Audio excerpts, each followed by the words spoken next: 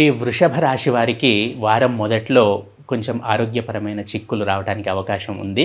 వారం మొదటి 3 రోజుల్లో. కాబట్టి ఆరోగ్యం విషయంలో కొంత జాగ్రత్త తీసుకోవటం సూచించడమైనది. అలాగే తమ కమిట్మెంట్సే అనుకోండి, లేక తమకున్న బాధ్యతలే అనుకోండి, రెస్పాన్సిబిలిటీసే అనుకోండి, ఏదేమైనా కూడా ఈ వారంలో కొంచెము ధన వ్యయం అనేది కనబడుతుంది తమ కమిట్మెంట్స్ రీత్యా. అలాగే ధన లోటు, స్కార్సిటీ అనేది కూడా కనబడుతోంది. సో వృషభ రాశి వారు ఆర్థిక పరంగా చక్కటి ప్రణాళికతో ముందుకు వెళ్ళటం సూచించటమైనది. ఎందుకనగా ధన వ్యయం కనబడుతుంది కాబట్టి. అలాగే వారం మొదట్లో కొంచెం ఆరోగ్యపరంగా జాగ్రత్తలు తీసుకోవాలి. అలాగే వృత్తి ఉద్యోగాల్లో ఉన్న వృషభ రాశి జాతకులకు చక్కగా ఉంటుందని చెప్పవచ్చు. వారాంతంలో చిన్నగా చిక్కులాగా రావచ్చును ఉద్యోగం రీత్యా, వృత్తి రీత్యా. అంతకుమించి ఏమీ లేదు. మొత్తంగా వారం కెరియర్ పరంగా చూసుకుంటే, వృత్తి ఉద్యోగ వ్యాపార పరంగా చూసుకుంటే చక్కగానే ఉంటుంది అని చెప్పవచ్చును.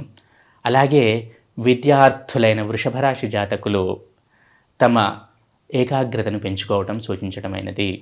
ఫోకస్ అనేది పెంచుకోవాలి. ఏకాగ్రత అనేది, కాన్సన్ట్రేషన్ అనేది పెంచుకోవాలి. చక్కగా చదువుకోవడం అనేది వారికి చాలా అవసరం.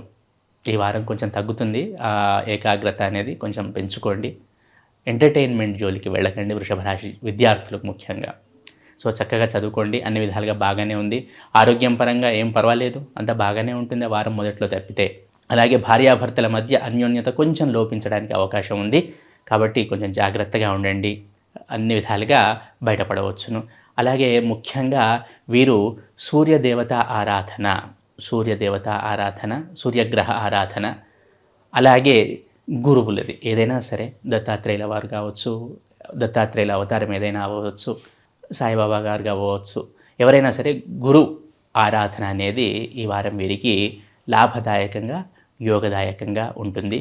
పెద్దల ఆరోగ్యం పట్ల జాగ్రత్త, తమ సంతానం ఆరోగ్యం విషయంలోనూ కొంచెం జాగ్రత్త అవసరము.